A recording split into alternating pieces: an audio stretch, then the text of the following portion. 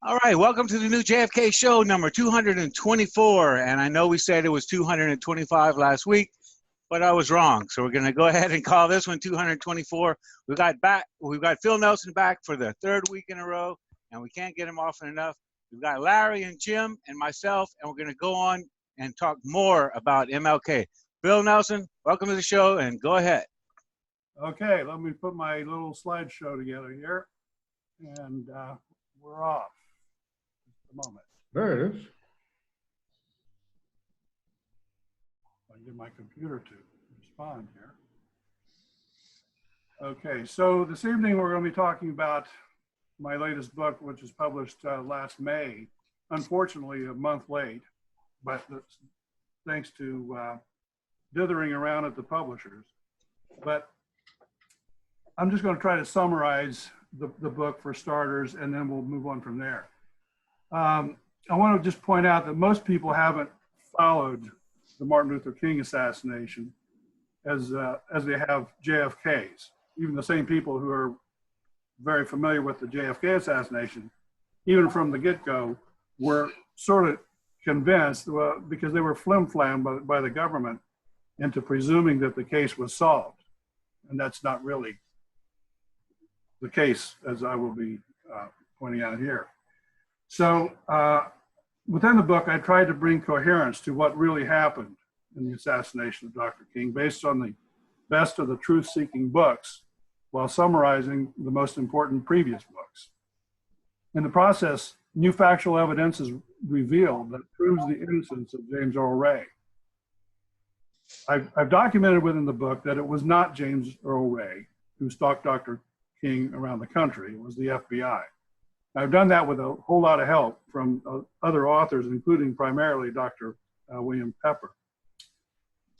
But for the first time, I examined how the FBI recruited famed novelists to write phony stories, as only novelists could do, to frame James Earl Ray for King's murder, and how that cover-up continues even now, 5 decades later, with numerous continuing specific actions to strengthen it. And I'll touch on that as well. The writers who were given this mission in 1968, I believe even before the assassination, in the case of William Bradford Huey at least, and possibly the other two as well. But there were 3 who wrote books in succession. Well, first of all, Huey wrote 3 articles in Look magazine, and that kicked off the whole meme that he was working at, was to portray James Earl Ray as a vicious Southern racist, a hater and a stalker of Dr. King, and none of that was true. He wasn't even Southern.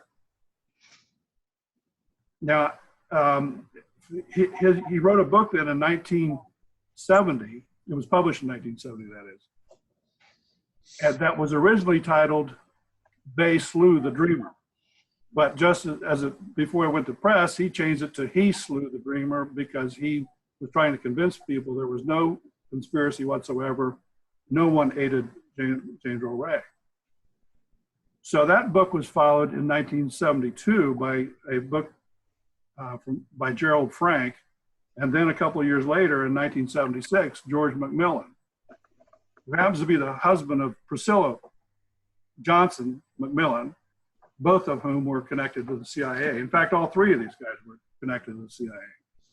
So we're going to examine the works of those authors as well, especially of Huey, though, and in considerable detail. Yeah, didn't they use Priscilla to have a hit job on Lee Oswald? I think I have that book, in fact. Well, yes, it was called Marina and Lee, I think. Yeah, Marina and Lee. But it was really, it was basically supposedly the story of Marina, who, well, she was hoodwinked into getting into that one, as well as the one with Norman Mailer. They both betrayed Marina, and those 2, and to a lesser extent, the LaFontaines a little later, all had the honor and the privilege of being able to interview Marina. But because they screwed it up so royally, she has lost faith in anybody. No one can interview her now. as a result of this. Mm-hmm. But anyway, the assassinations of John F. Kennedy, his brother Robert F. Kennedy, and Martin Luther King were not unrelated. In fact, they were all related, part of a continuum that existed. The threads that connect them have been laid bare by many researchers and authors, just as other authors have written books that should have been categorized as fiction. And those authors, I mentioned the first three already in the 70s. And then in the succeeding decades, others came along and picked up the same memes, the same phony theories that I just referred to, starting with Gerald Posner.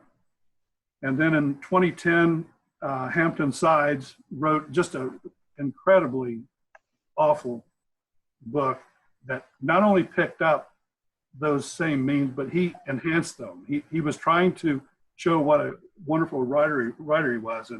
And that book in particular, among all of them, I mean, it was a bestseller, unfortunately, because he's altogether, the three of them, plus Lamar Waldron, a guy named Peyton McMichael, and a couple of guys we all know, I guess, Larry Hancock and Stu Wexler. They're all in that category. And in fact, this latest book by Hancock and Wexler is taking it way beyond the scope of any other factually based book, and inventing relationships that James Earl Ray supposedly had with all kinds of right-wing Ku Klux Klan and Minutemen and you name it. Now, guilt by association. Yes. Now I've read all these books, and I've categorized them in this fashion because they, more than any other of the assassinations that I know of, all the books fall into one of two categories. And those were all the popular, basically novels written by novelists. And on the other hand, we have the nonfiction, the truth-seeking books that started out with Mark Lane and with Dick Gregory back in 1970. Also Harold Weisberg with his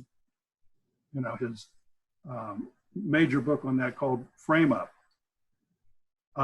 Dr. Philip Melanson and John Avery Emerson, more recently, Ethan Theo Harris, and a little known book by Lyndon Barston and John Larry Ray was written about, I guess, 15 or 20 years ago. And that had important new information in it as well. And of course, Dr. Pepper. Dr. Pepper has now written 3 books. And each of them have evolved a little more from the previous. So his latest book, The Plot to Murder Martin Luther King, was just written in 2016.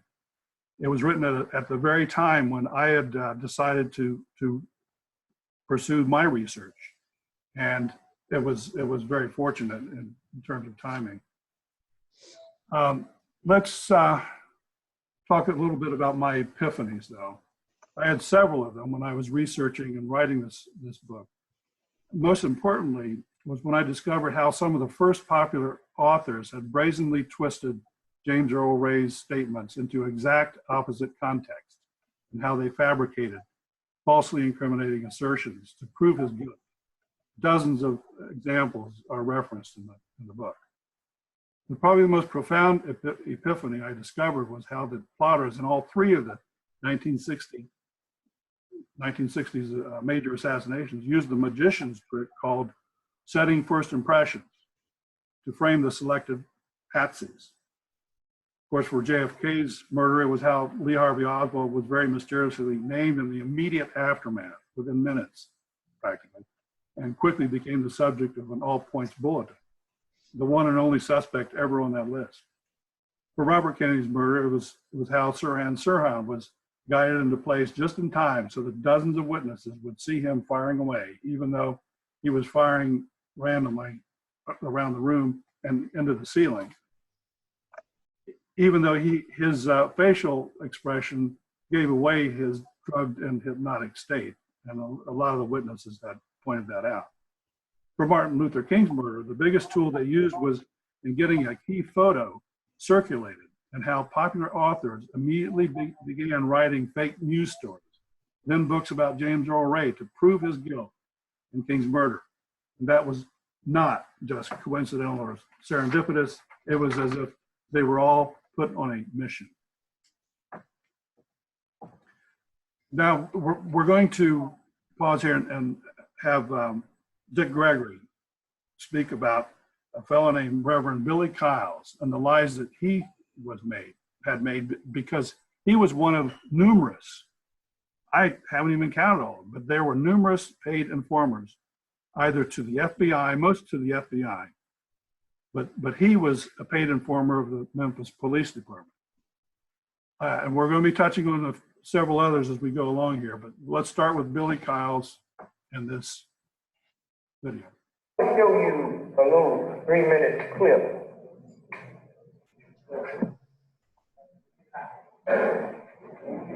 of the minister that Dr. King was going by his house for dinner. He was due at 7, but they had to move it up for 7. It'd be a little too dark to see somebody. So they moved it to 6 o'clock. 2 years ago at a press conference in Memphis, I get a call. And they said, so-and-so is thinking about killing so-and-so, so-and-so. I said, what? Well, he said something at a press conference. I said, put him on the phone. I said, whatever you do, get that film. Because once NBC realized that this brother was slipped and saved, we will never get our hands on the film. What you fix to see now went into the evidence in the King trial where they brought a wrongful death suit, and I'll explain that to you quickly in a minute. But what you fix to witness now is the man who came by to get King to take him to dinner. And 30 years later at a press conference, he slipped, because God do baffle your mind sometimes. You look. No hurry. But that gave me the wonderful privilege of spending the last hour on earth. 3 preachers in a room, Abernathy, King, and Kyle. And we spent that last hour together in room 306 at the Lorraine Motel. The press is always curious, and writers, what went on? What did you talk about? I said, we just talk preacher talk. What preachers talk about when they get together. Y'all pay the Bible and all what you're fixing to hear now. About 5:45, we walked on the balcony, and he was talking to people in the courtyard. He stood here and I stood there. Only as I moved away, so we could have a clear shot, the shot rang out. Thank you. Turned around and then I stood back on the balcony. Only as I moved away, so we could have a clear shot. Only as I moved away, so we could have a clear shot. Wait, listen. Listen.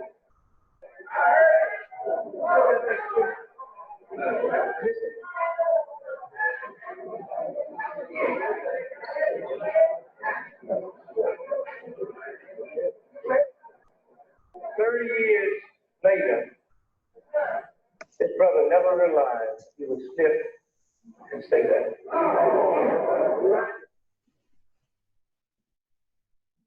I'll show you a little 3-minute clip. I was just paying attention. It's room 306. 3 plus 6 is 9. And it happened at 6:15. There's 2 6s right there. 5 plus 1 and the 6. So I'm going to look into that a little more. I don't know if it means anything or not. I'd like to hear what you find out about that. I will. Okay. Well, I mentioned that business about the magician's trick called setting first impressions. And there were a number of incidents that happened here.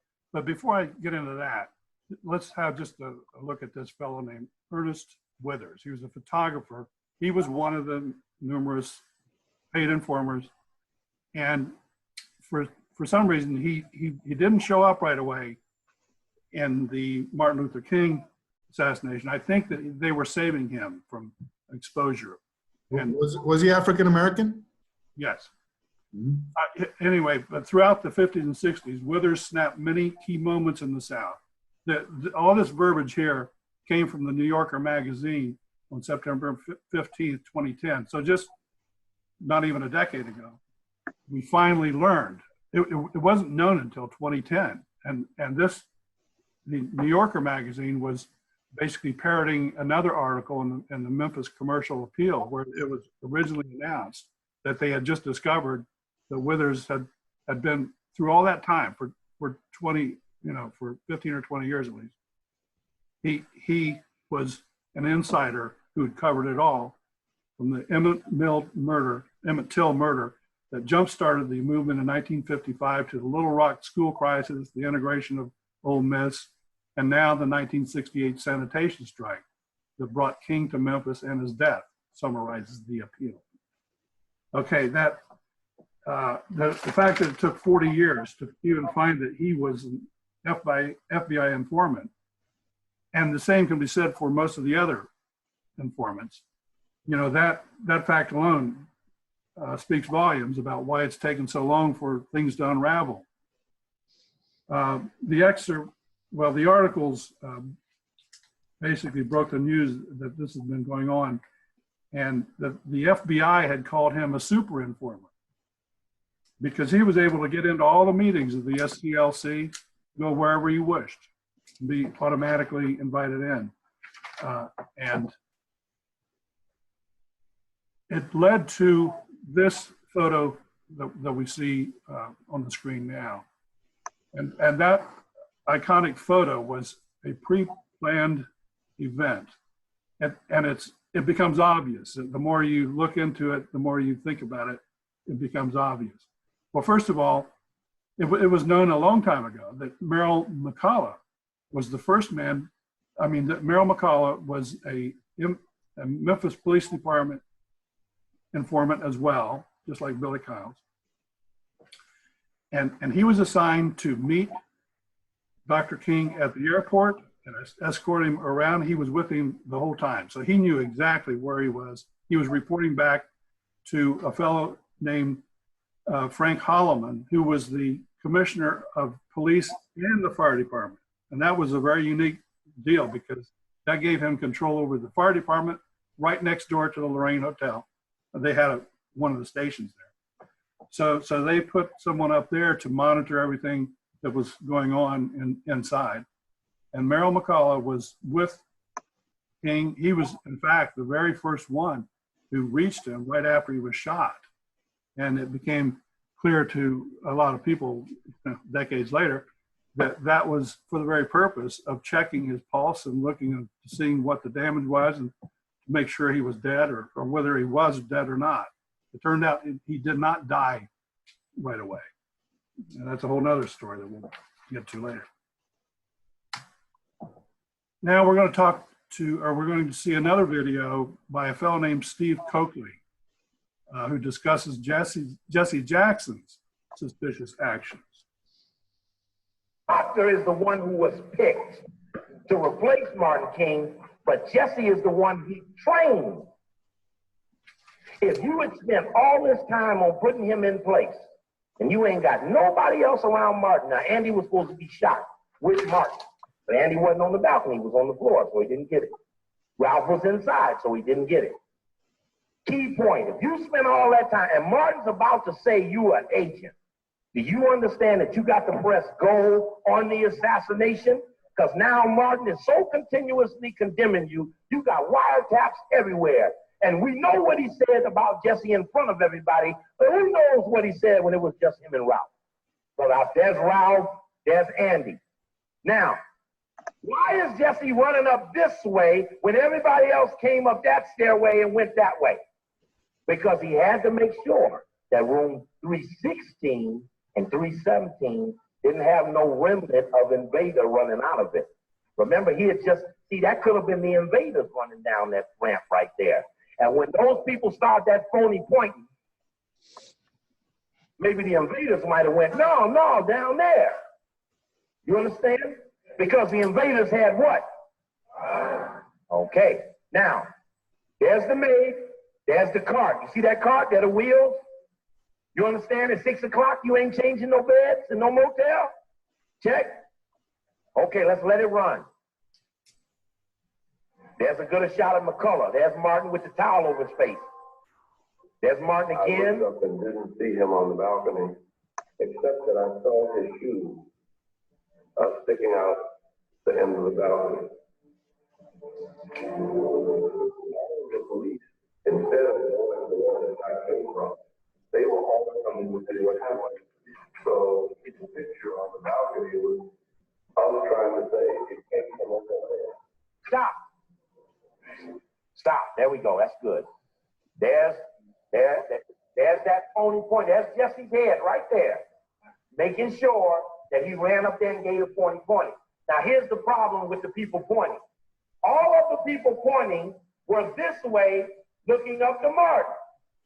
The shots came from behind them, whether from the bushes or from the rooming house, it was behind them.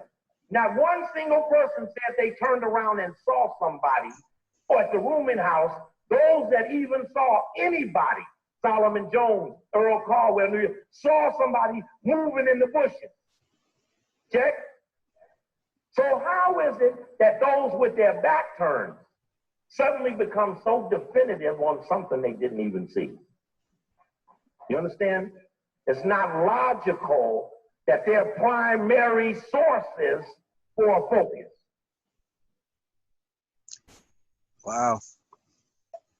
Yeah, those invaders that he was referring to was a group of black kids, basically. Many of them were still in high school, and some were just out of high school.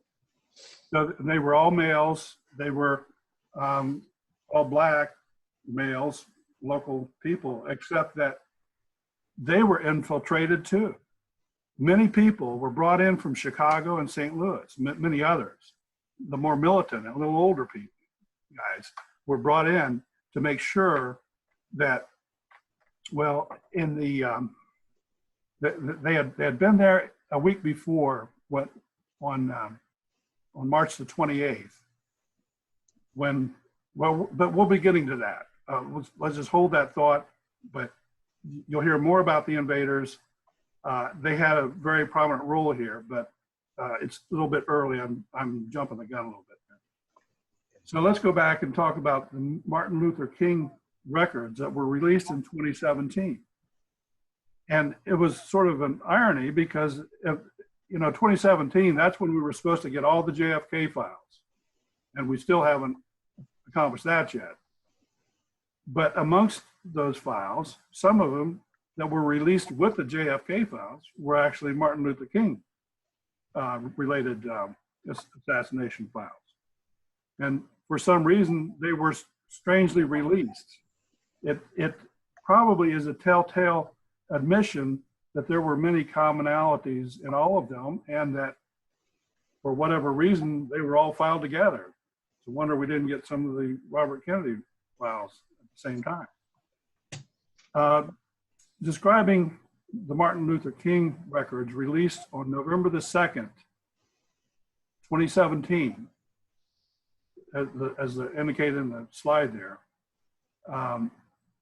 A Washington Post headline appeared the next day, which proves Shakespeare's point about how the truth will out eventually. Even the Post might eventually figure things out. But that file was a 20-page dossier dated March the 12th, 1968. That was just a matter of 3 weeks or so before the assassination. And it had numerous unsubstantiated charges from anonymous sources, something usually not taken very seriously. But that was, since it was just 3 weeks before, it begs a profound question. Was this file and the associated meeting a part of the final pieces of the lengthy timeline begun over 4 years earlier, the culmination of a course of events that marked a high-level go, no-go touchstone decision to proceed with the plot? If so, that dossier and the date and associated meeting can be considered as being the point of no return, because 2 weeks after the dossier was circulated, the FBI would sabotage Dr. King's protest march in Memphis. That's what I was referring to a minute ago, March 28th. with violence, and that would force him to return a week later for the completion of the last task. Just 4 years earlier, back on December the 23rd, 1963, only 1 month after JFK's assassination, by the way, it was almost like, okay, we got that project done. Now we're going to turn to these other two projects. And this was, of course, only one of the two. So the early planning began in 1964, just after this meeting, when Hoover and Tolson assigned Deke DeLoach, a sycophant, you can almost see that in his facial expression there, to both Hoover and Johnson, whose primary function was the FBI's liaison with the White House. And he also was a liaison to Congress. But he was like a project manager in charge of putting the selected operatives in place, like Raoul and others who were put in place to assist him, like two convicted felons, a guy named Randy Rosenson and another by the name of Jules Rico Kimball, both of whom were connected to the FBI and CIA, and that's been proven primarily by Dr. King, but others as well. I mean, Dr. Pepper, pardon me. So the first writer recruit was this fellow we mentioned earlier, William Bradford Huey. He was a famed but flawed author, also known as a checkbook journalist, who was assigned the mission to frame Ray. Huey had known Hoover for over 20 years. His articles and book were filled with carefully crafted lies, sprinkled with just enough truth to make the tales believable, at least in the early years before they could be completely debunked. I want to focus on Huey's all-important role in creating this meeting, because I believe he was given this mission even well before King was assassinated. Before we get to that, let's take a closer look at Huey's background.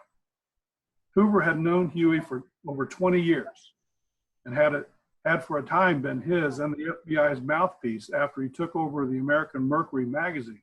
It was formerly a literary jewel in the 1930s and 1940s when it was run by H.L. Mencken.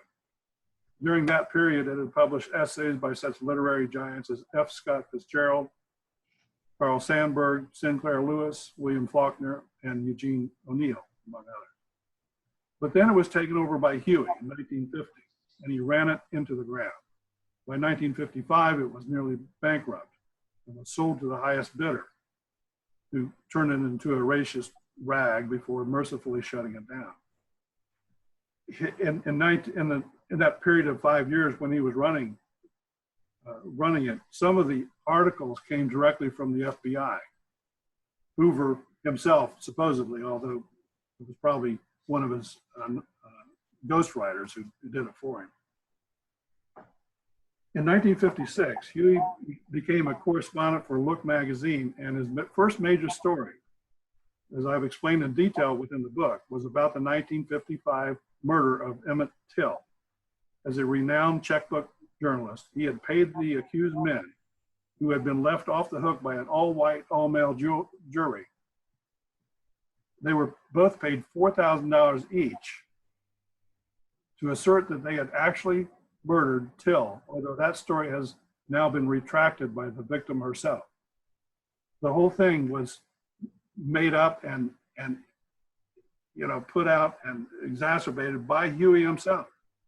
And so even now, 60 years later, whatever, that woman came out and said, no, that they weren't murderers at all. It was some other guy who's already dead. So anyway, there's a whole lot more to that story, and it goes into Huey's nefarious methods and loathsome ethics. But the point is, it was his first skill set that made him the perfect candidate to write the first in-depth magazine articles and books to frame James Earl Ray. As I say, that's an incredible story in itself, and it takes up about 4 pages, I think, in the book. So, but he was the one I said before, who framed the meme that James Earl Ray was a vicious Southern racist and hater, stalker, and murderer of Martin Luther King Jr., and that he was none of the above. So the Patsy gets along well with others, and even in prison, he sort of kept to himself, and he wasn't known even by a lot of his fellow prisoners. But somehow he did like to try to escape, and multiple times he tried. Finally, in 1967, he was able to, but guess what?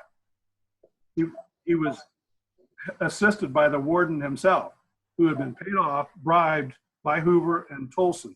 Tolson was from that area in Missouri, and he knew a lot of people, by the way. And he went back to Missouri and paid that warden $25,000 to facilitate Ray's escape in April of 1967. So anyway, he escaped, went to Chicago, worked in a restaurant with 75 employees, and was well liked by all of them. Half of them were Black.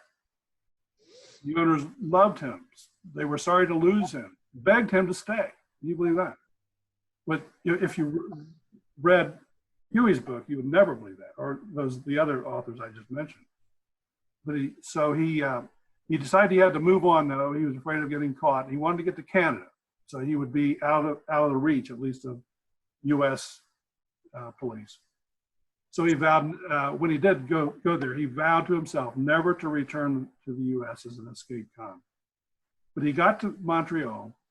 He connected there with CIA operatives, the two guys I mentioned before, that Rosenson and Rico. Both of them were up there at that same period of time. And it's pretty clear that in Chicago, he was contacted by somebody to get to Montreal because they wanted to retrain him. This goes back to his days in the service, back in the late 40s into 1950, when he was in Germany. And he was subjected to all kinds of MK Ultra experiments. And that's where his problems began in the Army. Anyway, he met the FBI CIA operative named Raoul. He spelled his name with an O in the middle of it, which is not the correct spelling, but I guess he thought it sounded as if it had an O in the middle. Anyway, he also met an intelligent and what he called a beautiful woman, quickly becomes intimate with her, talking about it within 3 days, 2 or 3 days or something. And this lady, it turned out that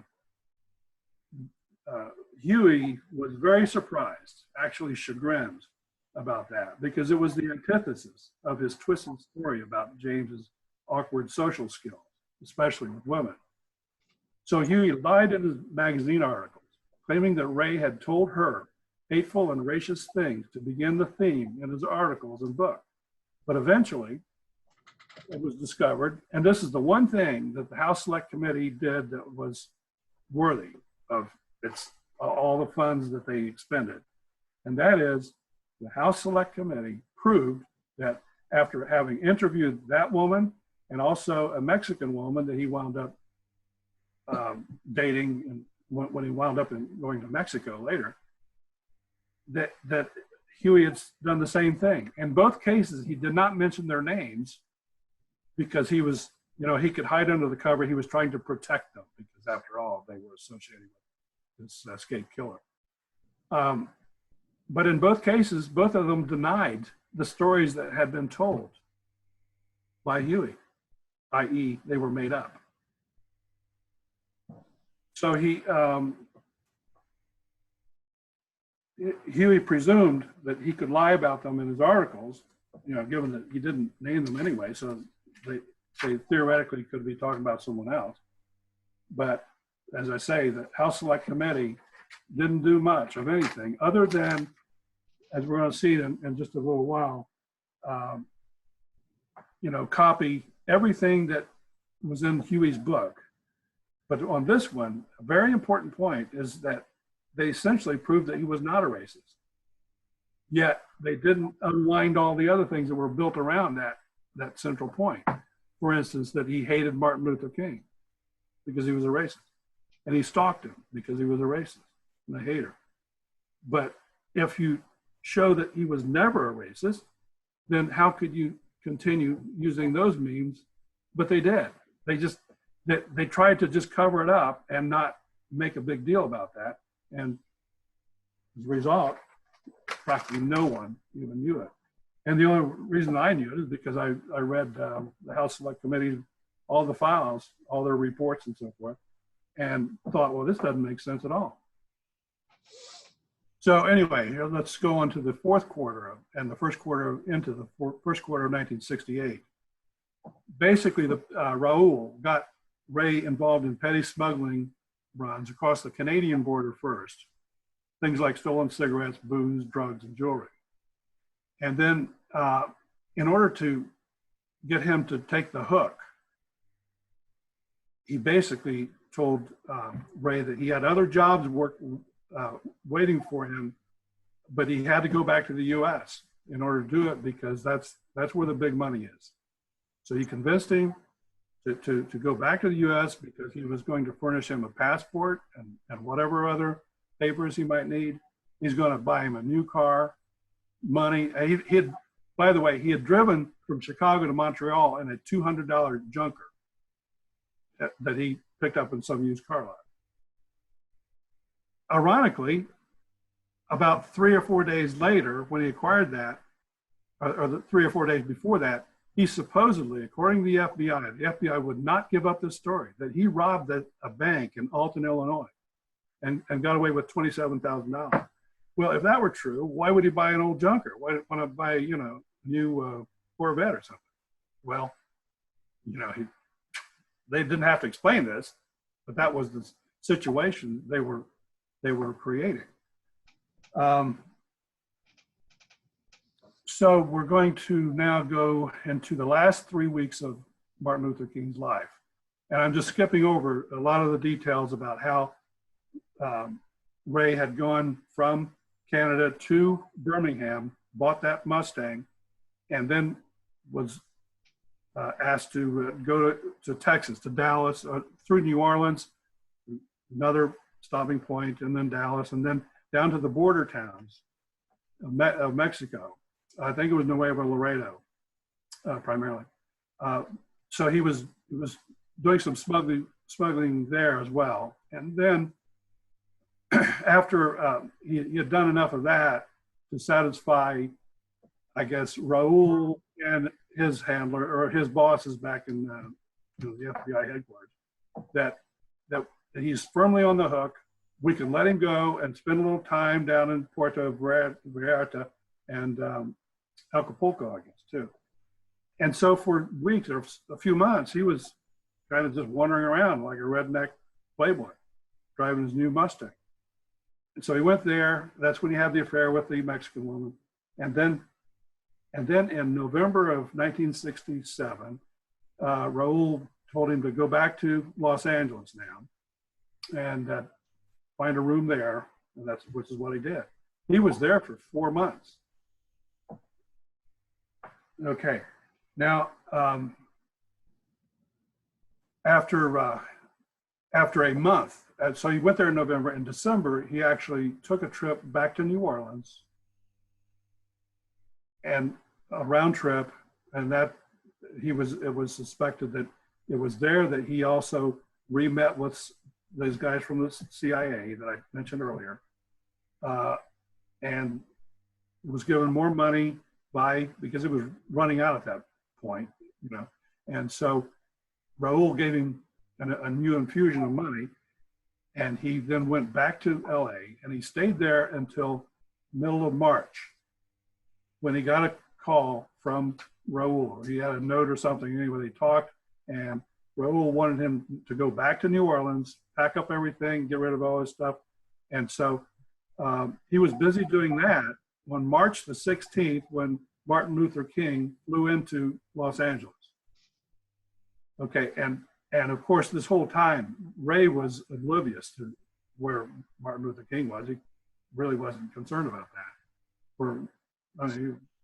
He was oblivious to it. So here with King in town, on the 17th, Ray decides to drive 2,000 miles in 4.5 days back to New Orleans.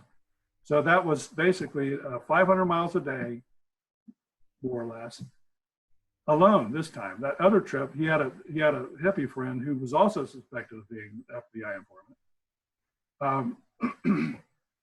That was never proven one way or the other, but it seems obvious that he was. So in this case, in the middle of Martin Luther King's visit to Los Angeles, he was there for 3 days. On the second day, the day in the middle, Ray picks up and moves. He's headed to New Orleans. Well, what do you think? How do you think William Bradford Huey handled that one? That was when he decided to start stalking Martin Luther King. But unfortunately, he didn't start right there. He was right in the same town. But according to Huey, he wasn't really going to New Orleans anyway. He was going to Selma, Alabama. That's where he was going. Now, we're going to get to that now. Because after driving 2,000 miles, he gets it to New Orleans, and then was told that, well, Raoul had a change of plans. He went to Birmingham. You got to go to Birmingham, meet him on the 23rd at noon on the 23rd. So on the 22nd, the next day after sleeping that night, he gets in his car, and it's very important to understand that there was a huge storm going on in that whole area, Tennessee and down to Louisiana and so forth. And after driving 300 miles in this storm, it's getting dark. He randomly arrives in Selma and decided he's going to stay the night there at the famous Flamingo Motel. It doesn't look quite like the flamingos in Los Angeles Las Vegas or Miami. It's a little run down. Yeah, it looks like a place where they rent by the hour. Yeah. It's no longer there now, but that was a picture of what it used to look. As we'll see shortly, though, Dr. King was nowhere near Selma. Huey, that was another invention, an outright absolute lie that, well, I was the first one who has discovered this, because I remember that March 22nd date from somewhere else. We'll be getting to that. According to Huey and a succession of other authors, all the way down to the present, those authors I mentioned, Posner and Hampton Sides, Larry Hancock, and Stu Wexler, they all latched onto that, and they're repeating the same thing. He was never there. So on March 21st, after arriving in New Orleans and learning that he had to go into Selma, Huey picks up the story there and says that there was a article in the New Orleans Times-Picayune that stated that Martin Luther King was going to be near Selma on the 22nd. And that is when Huey created this lie. But I looked up that article. See, the reason that no one spotted that is because by the time his book came out in 1970, it was 2 years old. And no one thought to go back and double check that and do a fact checking thing, not even the FBI or the Memphis police, or no one apparently did. And none of these authors did. I mean, none of the even truth-seeking authors. It's not in any of Pepper's books. It's not it's in none of the other books. But when I saw something, well, let me just finish this. The fact it was picked up in a succession of books, and it still is the standing theory, or the standing meme, that's what happened, and nothing like that happened at all. This is the reason here, because I'd seen that there was a huge freak blizzard, which rarely happens even in the wintertime. But here it was first day of spring, second day of spring, and they had a 17-inch snowstorm. All flights were canceled. And Huey still turned that Selma stopover into his primary original destination, all to advance the stalking canard. And that was no inadvertent error. He went way out of his way to do this. How could he invent this? Dr. King was never even scheduled to be in Memphis that day. There was nothing in that New Orleans newspaper like that. That article was only about Dr. King's plans for the Poor People's Campaign back in Washington. So the sanitation workers' strike was rescheduled. King was at his home that evening of March 21st, and he woke up because one of the Memphis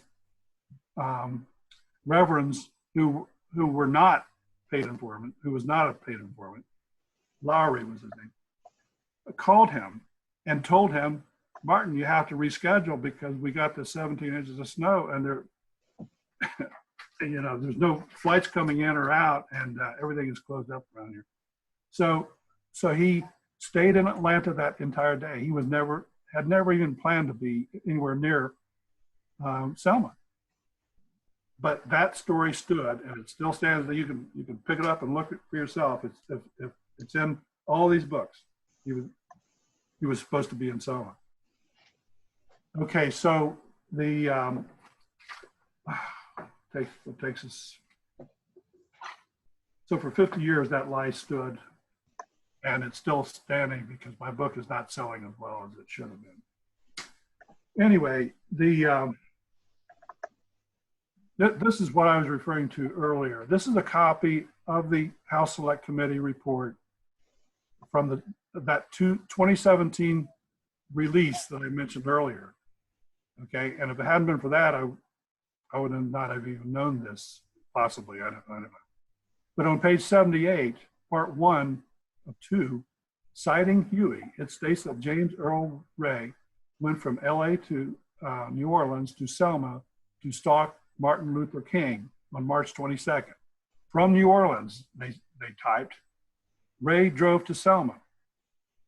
And you notice they didn't even mention New Orleans, where Ray began to stalk Dr. King according to Huey's statement. Huey is cited hundreds of times. This is just one paragraph followed by another. And you see his name right there. They cited Huey as the source, as the expert, even though on another page they had to acknowledge that King was scheduled to be in Memphis that day, though he had to change plans because of the blizzard. So they acknowledged that. On one page they had March 22nd, he was in Selma. The other page they said he had to cancel his trip to Memphis.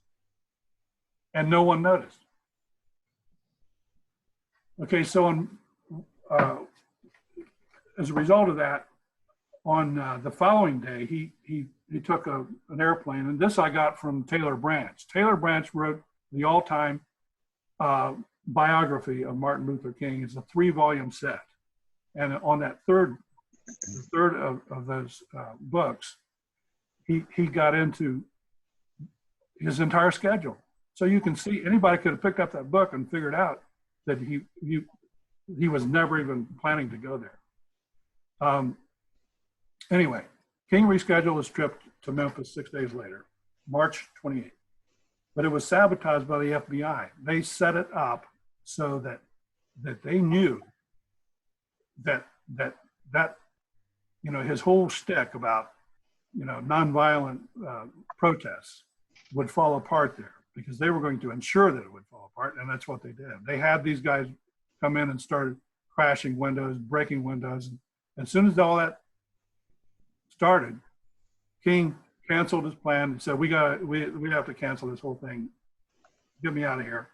And so they actually absconded with some lady's car that was driving by and asked her to please let them borrow her car. They did, and they went to the motel. And it was a motel called the Holiday Inn, called the Rivermont Holiday Inn. And it was kind of a very nice, that's where he stayed. One of 2 Hollywood Holiday Inns is where he always stayed. Even though all of these other authors, every single one of them say that he always stayed at the Lorraine. The fact that Dr. Pepper figured out from a lot of investigation was that he had never stayed there. He had gone to meetings there. He had met people for lunch there, for lunch and meetings and so forth. And that's exactly what he had planned to do on the 28th. But what happened is, as a result of all of this, and so they had all these newspaper articles all written and prepared So they sent them by teletype out so that they would be sure to hit all the newspapers around the country the next day, lying about all of this and about how he led that march and he lost control of it and so forth and so forth. And they even said that he led the march from the safety of his car. But this photo here shows him right there. That's him leading that march for about a block or two, maybe at the most, before it was canceled. So the next day, March 29th, these papers, and these were just, they were obviously in all the major papers, but I posted all of these because these are even the little papers from around the country. And they're all, you can see my red circles around all these headlines. And they all are talking about how horrible it was that he lost control of his own protest march. And that was embellished from the start. There's just more lies. Basically, they were trying to shame him. They did all this to shame him. When he would have to go back to make things right, and square things up and so forth. They forced him to come back in another week. He didn't want to come back. He had no plans to go back in April because he thought after this, he had to get back and work on his Poor People's Campaign in DC. That was going to be in late April. So as a result of all this, the FBI scribes had written articles weeks in advance, news articles and suggested talking points for hyping hateful editorials, and sent them to the newspapers, overnight. They even furnished a suggested headline for the editorial page: "Do as I say, not as I do." As expected, the memorandum provoked the desired result the following day. Front page articles and editorial page hyperbole appeared in newspapers around the country. The New York Times, for example, dutifully printed an editorial titled "Mini Riot in Memphis" that picked up on all the points the FBI scribes had listed. Together, those points painted a new theme for Dr. King, obliterating the old one of nonviolent protests. Now, less than a week before his murder, the meme became fomenter of unbridled chaos and violence. And as I say, the purpose was to shame him into staying the next time at the Lorraine, because they had already figured out that had all the perfect place for a killing zone, because there were taller buildings all around it. Yeah, Phil, didn't they tell him that it was a shame that he was staying in a nice white hotel and it'd be better if he went to the Lorraine, which was managed by black people? Yes, that is absolutely what all those, that was the point that all those articles were making. Yeah, and one more thing real quick. I saw next to the mini riot or the riot in Memphis, they had Israeli jet fighters bomb Jordan. So the propaganda was going hardcore back then, that day. Now, Phil, we have less than 10 minutes, so you want to find the right point to carry over for next week when we'll bring you back. Okay, all right, let's talk about that. Let me just finish with March, my slides on March, and starting with April, we'll come back to that. Okay. Yeah. So the next day, these are just some of the things that came out the next day, and one of them was the Senator Byrd there, the guy in the KKK outfit. He rose to the rank of Kleagle and Grand Wizard of the Ku Klux Klan, and he was so clueless that he even used the N-word in a TV interview in 2001. He gave a pre-planned, FBI-written 2,600-word speech condemning King on the floor of the Senate at 9 o'clock in the morning the next day. And this, if you read the entire piece, then you would understand he didn't whip that out overnight in his ballpoint pen, at his desk. That was something that took a lot of, work just to put it together.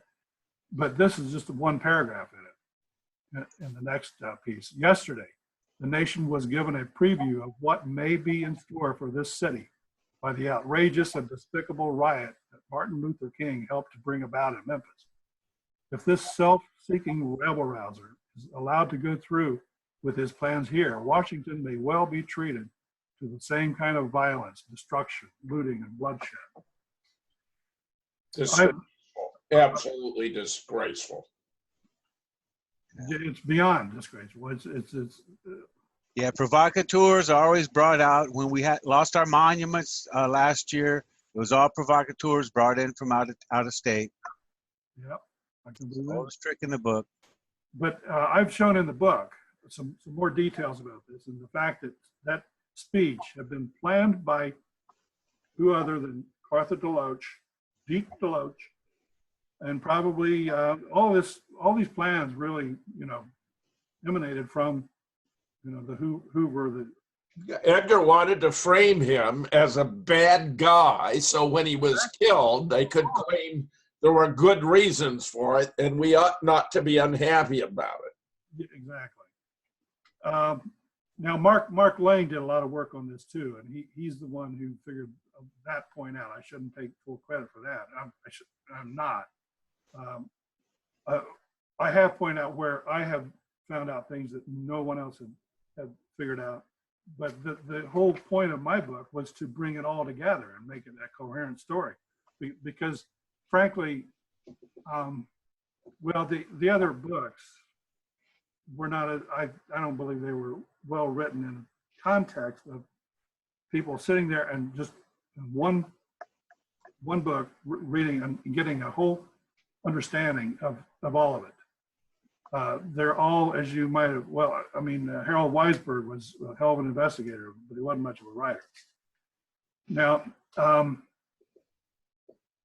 as Mark Lane pointed out, there were earmarks of the FBI's tutelage within Byrd's speech, including the reference to King as the Messiah, who would be, quote, conducting a lay-in at a posh Washington hotel, all of which resembled other FBI memos eventually uncovered by the Church Committee in 1975. And by the way, that entire speech is printed in Appendix C in my book. And it's something that I think you would, if you tried to find out on the internet, well, good luck. I was not able to find it. Well, it's a stark piece of propaganda foisted off on the American people by a malevolent FBI headed by a director who wanted to bring about the death of this great American. That's exactly right. Now, this might be the last slide that we're going to. Tonight. Well, no, there's one more if we have enough time. Yeah, okay. So March 29, 30th to the 31st, that is. As directed by Raoul, James bought a new rifle on March the 29th. And then he took it back to Raoul, and Raoul says, no, that'll never do. We need a bigger bore rifle than that.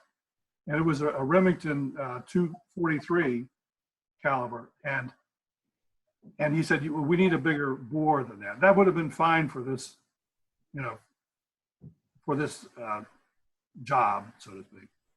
But so he went back to the same shop and explained to the guy at the counter that it turns out his brother says, we're going to go deer hunting in Wisconsin. The deer up there are much bigger than they are here in Alabama. And so we need a bigger rifle. That's about what he knew about.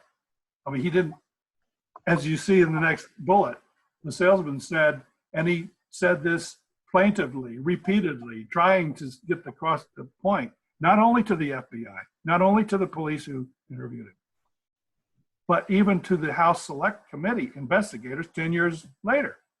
And they still didn't do anything about this little anomaly here. The salesman says he knew nothing about guns. I mean, nothing. He may have known something about pistols, but he didn't know anything about long rifles. But anyway, as instructed by Raoul, he had advised James Orway that he needed to be in Memphis on April the 3rd. And so why would he want to drive all the way back to Atlanta from Birmingham? That's where they were. Why would he go back there and then back? Well, Huey decided that that was important for whatever reason. And they actually faked a laundry ticket to say that he actually picked up his laundry. He drove all the way from Birmingham back to Atlanta for the purpose of picking up his laundry. You know, and we're talking about his underwear and a couple of shirts or whatever, but I mean, that's just silly. He had left some of his laundry, but he had his other, I mean, he had enough clothes that he didn't need to go back again. But they wanted to make sure that he went back so he could try to portray him as stalking King back in Atlanta. And you get this, Martin Luther King was in Washington, D.C. that whole time. And on the day that King comes back, then Huey says he left Atlanta and drove to Memphis. Started driving to Memphis. The whole stalking narrative has no foundation whatsoever. Obviously, complete fabrication. The evidence all shows he wasn't stalking MLK. That's exactly what it is. Okay, so this will be the last slide that we're going to do. And that last week, throughout these travels, as I say here, Ray is never even in the same town as Martin Luther King until April the 4th. For 3 hours, they were in Memphis at the same time. And that's only because he was ordered to go there. Whoops. Oh, back. Ray went from Selma to Birmingham and then picked up Raul, and they went to Atlanta together. And then Ray notes key places like the bus station and the routes and the stops and the restaurants and so forth on a map, as he had done in every new city he ever went to. That was just a habit of his because it helped him, you know, navigate around the new city. And he left that, I guess inadvertently, I'm not sure if it was or whatever, but he had left that in that apartment that they had rented together, Raul and he. And when the investigators found it, they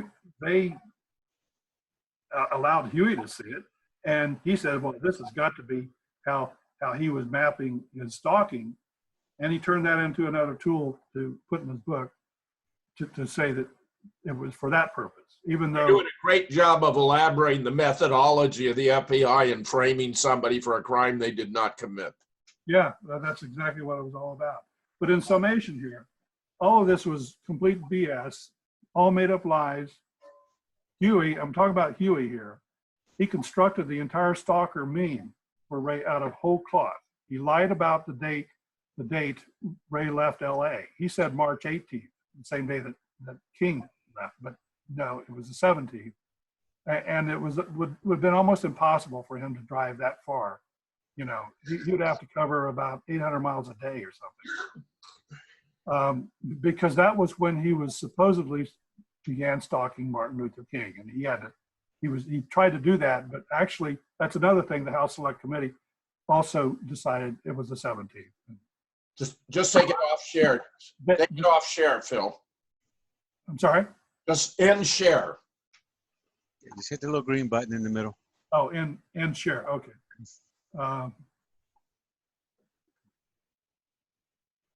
Stop share, actually. Yeah. So anyway, he lied about all that. He lied about Ray intending to go directly to Selma. He lied about Dr. King's plan to go to Selma. The biggest lie of all. That's the one when the snowstorm hit at Memphis. He lied about Ray not going to Birmingham to meet Raul. He lied about Ray's marking up the map of Atlanta. He lied about Ray stalking King in Atlanta when King wasn't even there. So who was Huey really working for? Huey was working for the FBI. He was set up. Right. Yeah. I meant that. And he was It's a rather obvious observation. Yeah. Yeah. Basically, he was set up so that he would contact this lawyer. His name was Phil. Haynes, Arthur Haynes, down in Birmingham, who he knew was the mayor of that city when they had all the riots and so forth that going on there. And he exposed himself as being a racist there. And so he was, that's when they started trying to pin Ray into being a racist, when this racist lawyer, he hired a racist lawyer to represent him. Well, he got shoehorned into that too. But anyway, all of these. We're gonna pick up right where you left off next week. Great introduction. Yeah. Lay Phil. out the scenario. Yeah, Phil, this is just incredible presentation. Tell us, where can we get your book? Well, you can find it on Amazon, of course, but also since they have almost monopoly power these days. But other bookstores, Books A Million and Barnes and Noble area. It's something if people want to have a signed copy, they're welcome to contact me. They can go to my new blog and webpage. It's called LBJ, The Master of Deceit. Okay. Right there. You Awesome. know, we'll come back to this next week when we have a return engagement. We're enjoying this immensely. Yeah, sometimes you just got to know when to be quiet and pay attention. And tonight was one of those nights. All right, this has been JFK Show number 224. We'll see you next week. Okay, thank you. Great job, Phil. Awesome, man.